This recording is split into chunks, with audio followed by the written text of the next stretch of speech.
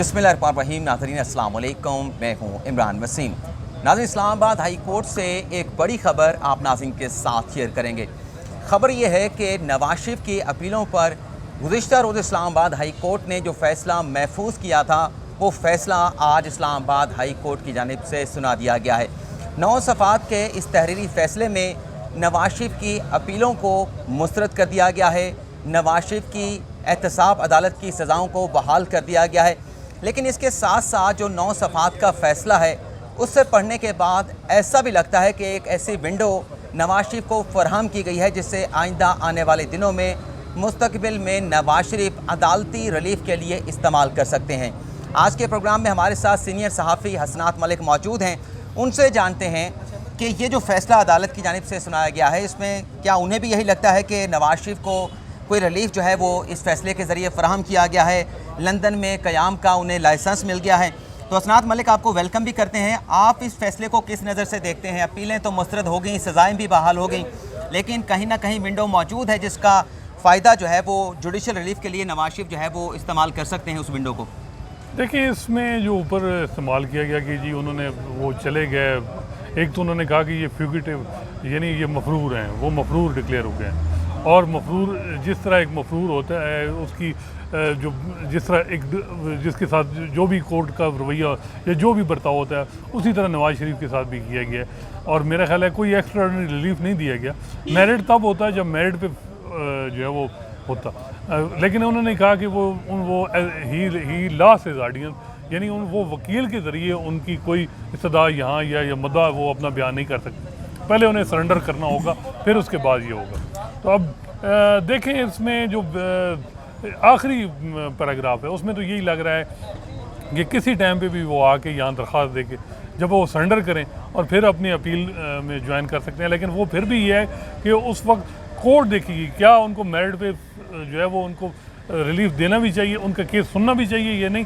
वो बाद में उन्होंने ये चीज़ भी लिखी है कि मेरिट का मामला उसमें जब वो दरख्वास्त देंगे फिर हम देखेंगे क्या वो उनका केस बनता है या नहीं, लेकिन वो यहाँ दे सकते हैं दरख्वास्त। तो मेरिट पे अभी तक केस डिसाइड नहीं किया।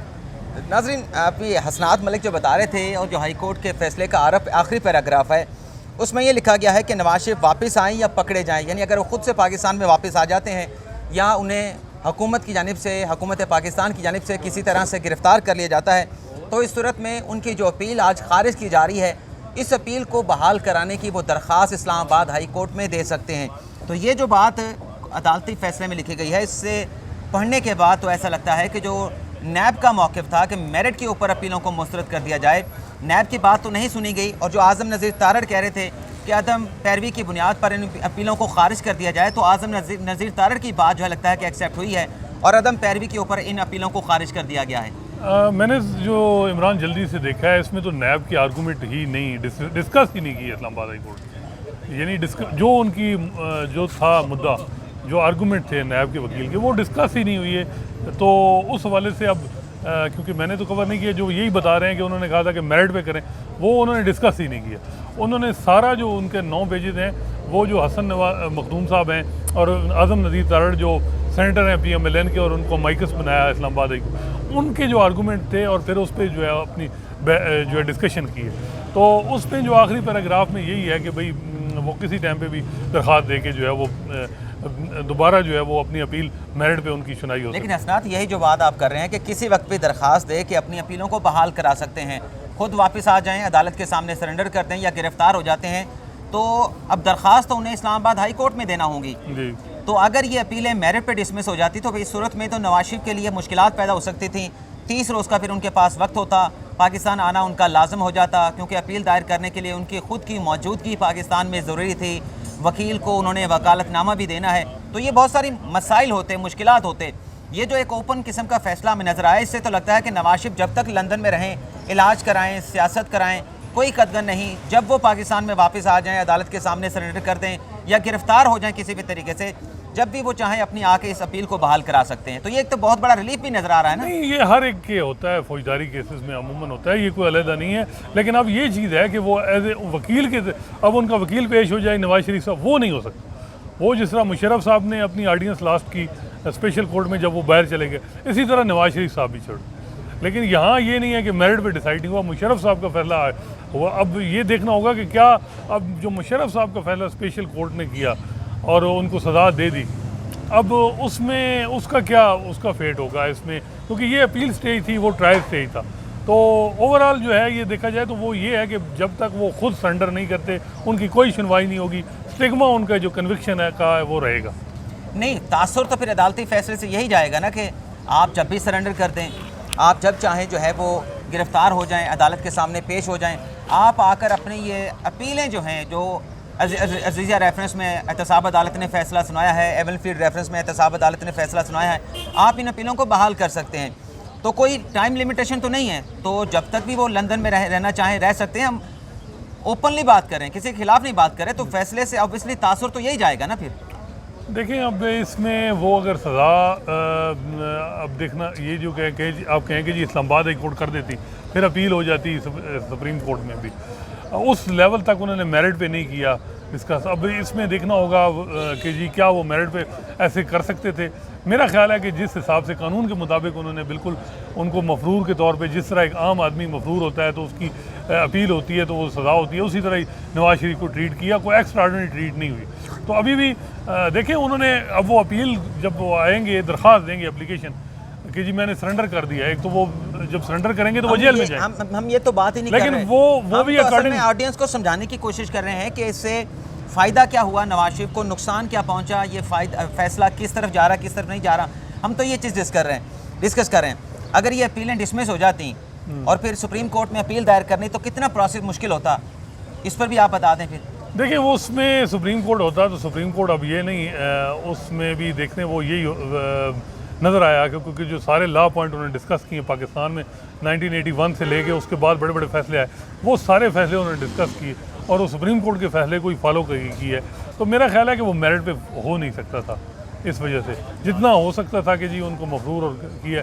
अब हुकूमत का काम है कि उनको लाएँ यहाँ और उनको सज़ा पूरी करवाएँ, क्योंकि ये तो सारी चीज़ है कि जिस तरह बाहर भेजा गया ये मामला, अब इसमें आप कहें जो भी मामला चाहे अदालत ने भेजा या चाहे हुकूमत ने भेजा, तो असल तो जिम्मेदारी इन पे आती है कि ये क्यों भेजा, कि आम आदमी को इस तरह भेजा जाता है। मुझे ये बताएं कि इतना बड़ा ये वो सूरत हाल हो गई और फिर वो रिपोर्टें भी बन गई और फिर नवाज शरीफ साहब जिस तरह वो पोलो के मैच भी देख रहे हैं, तो ये इस चीज़ से समझ आती है ना कि आपकी जो अदालती निज़ाम में इतनी जल्दी रिलीफ भी मिल जाते हैं, बाद में उनको ये भी हो जाता है। तो ये इस वजह से ये चीज़ लोगों का फिर जो है वो इस वक्त सबसे बड़ा चैलेंज जुडिशरी के लिए वो लोगों पे ट्रस्ट, अदालतों पे ट्रस्ट है, क्योंकि परसेप्शन तो यही है कि जब उनका मुक़र्रर हलकों से किसी की लड़ाई होती है तो उनको सज़ाएँ भी हो जाती हैं, फिर चाहे वो 9 साल बाद आए नवाज शरीफ साहब तो उनको तैयारा सादी केस में सुप्रीम कोर्ट जो है वो कह देती है, बरी कर देती है, शहबाज शरीफ साहब को भी बरी कर दिया। तो ये एक हिस्ट्री है हमारी और मेरा ख्याल है ये भी इसी तरह ही रहेगा जब हालात साजगार रहेंगे। नून लीग का इस वक्त पूरा जो इस वक्त उनका प्लान है वो ये कह रहे हैं कि जी हमारा इस वक्त हालात साजगार नहीं है। पीटीआई चाह रही है कि कन्विक्शन इंश्योर हो अगले इलेक्शन से पहले, कम अज़ कम नवाज शरीफ, शहबाज शरीफ और मरियम की, जरदारी की अभी आप कहें, लेकिन ज़्यादा नून लीग का फोकस है पंजाब कि जी इनको, ताकि ये अगला इलेक्शन में तीनों जो है बाहर रहें और कन्विक्शन इनकी फाइनल है। लेकिन नून लीग चाह रही है कि हालात साजगार नहीं है, वो भी 1.5 साल लगा रहे हैं। मेरा ख्याल है कि वो केसेस, लेकिन फैसला तो इस्लामाबाद हाई कोर्ट का ऐसा ही है ना कि दोनों के लिए विन विन पोजीशन है, चाहे नैब हो चाहे हुकूमत हो। नैब कह सकता है कि अपीलें खारिज कर दी हैं, सज़ाएँ बहाल हो गई हैं, तो फैसला हमारे हक में है। तो नून लीग भी चाहे इसका ऐलान ना करे, लेकिन फैसला तो किसी न किसी हद तक सपोर्ट करता है उन्हें कि जब मर्जी आके अपनी अपीलें बहाल कर दें। अगर ये फैसला मेरिट पे हो जाता, मेरिट पे डिसमिस हो जाती, वो कि जैसे आप कह रहे हैं कि जो पैरामीटर्स हैं सुप्रीम कोर्ट के, मेरिट पे वो सुनिए ना, अगर फैसले मौजूद हैं जो पैरामीटर्स अदालतों के तय किए हुए हैं उसके मुताबिक ये फैसला आया जैसे आप कह रहे हैं, लेकिन अगर कोई नया असूल आज तय कर देती इस्लामाबाद हाई कोर्ट और मेरिट पे डिसमिस कर देती, तो फिर ये फैसला हम कह सकते थे कि शरीफ खानदान के खिलाफ है। ये तो फैसला दोनों के लिए विन विन पोजीशन वाला है। अब इसमें देखेंगे क्या नैब का क्या रिएक्शन है, क्या नैब इस्लामाबाद हाई कोर्ट के फैसले से मुतमईन है, क्या नैब जो है वो सुप्रीम कोर्ट में इसको चैलेंज करेगा, ये भी मसला है। असल में अनफॉर्चुनेटली जो चीज़ें नज़र आ रही होती हैं वो भी, अब नैब का जो रवैया है वो भी देखना है कि वो क्या होगा। उसमें वो इस फैसले को बस ठीक है इधर तक ही, या सुप्रीम कोर्ट चैलेंज करेंगे। अब इस पर भी हुकूमत का क्या रिएक्शन आएगा, ये सारी चीज़ें हैं। फिलहाल तो यही है कि भाई वो क्योंकि डिसमिस हो गया जी, वो मफरूर डिक्लेयर हो गए, मफरूर के बाद जो कार्रवाई होती है वही कार्रवाई हुई है। तो देखें वो विंडो मेरा ख्याल है अगर सुप्रीम कोर्ट में भी चला जाता तो दोबारा रिमांड विंडो वाली बात पूरी करें। नहीं, विंडो मैं यही कह रहा हूँ कि विंडो तो है, विंडो अगर वो सुप्रीम कोर्ट में भी चला जाता, विंडो इस वजह से होती कि वो फिर भी दरख्वास्त दे के मेरिट पे जो है वो आ जाता मामला। ये अमूमन फौजदारी केसेस में बड़ा जो है ना, अक्यूज़ कोई भी होता है जो कन्विक्ट होता है उसको बहुत से वो कहते हैं accuse is the favourite child of law. तो ये हमारे जो अंग्रेजी का मुशर्रफ केस में तो फिर वो पेश नहीं हो रहे थे, तो वहाँ पर तो फिर ये असूल इम्पोज या मतलब इसका इतलाक नहीं हुआ था। उसमें आप देखें वो ट्रायल कोर्ट था, उसमें ये था कि 300 ट्रायल कंक्लूड हो गया, 342 की स्टेटमेंट रहती थी। अब लेकिन लग ये रहा है कि दोनों आखिर में यही होगा कि जी फिर मुशर्रफ को क्यों इस तरह हो गया। तो यही लग रहा है कि कहीं सुप्रीम कोर्ट में जो मुशर्रफ के खिलाफ जो अपील आ रही है या स्पेशल कोर्ट का फैसला है वहाँ भी यही होगा। स्पेशल कोर्ट का फैसला तो यहाँ से लाहौर हाई कोर्ट ने किया, लेकिन सुप्रीम कोर्ट से में भी वो उनको कोई रिलीफ मिलेगी जी दोबारा मेरिट पे। लेकिन उनका ये है कि ट्रायल कंक्लूड हो चुका था, सिर्फ 342 की स्टेटमेंट चाहिए थी और उसके लिए भी वीडियो लिंक के लिए भी तैयार थे। लेकिन यहाँ मसला ये नहीं है, यहाँ कन्विक्शन हो चुकी है, यहाँ अपील का मामला है। तो देखें अब इसमें जो वकला हैं फौजदारी के जो सीनियर, उनसे बात होगी कि बहुत सी चीज़ें हैं इमरान, अब हम ऐसी बात करें, अब ये बहुत से नुक्ते होते हैं जो सीनियर वकला से बात होगी कि वो देखें, वो बताएंगे, क्योंकि ये बहुत जल्दी फैला है तो हमने बात की, मतलब आपसे बात कर ली। अब इसमें जब कोई ऐसी चीज़ हो, क्या पता नैब को बहुत बड़ी रिलीफ हो या नवाज शरीफ को, बज़ाहिर जो है नवाज शरीफ को ये इस वजह से है कि जी वो किसी टाइम पे भी सरेंडर करके दरख्वास्त दे सकते। उनके लिए लिमिटेशन नहीं है, कोई अब वक्त कोई कदगन नहीं है कि कब आके वो बहाल कराएं, जब मर्जी चाहें वो आके बहाल करा सकते हैं, गिरफ्तार हो जाएं या खुद सरेंडर कर दें।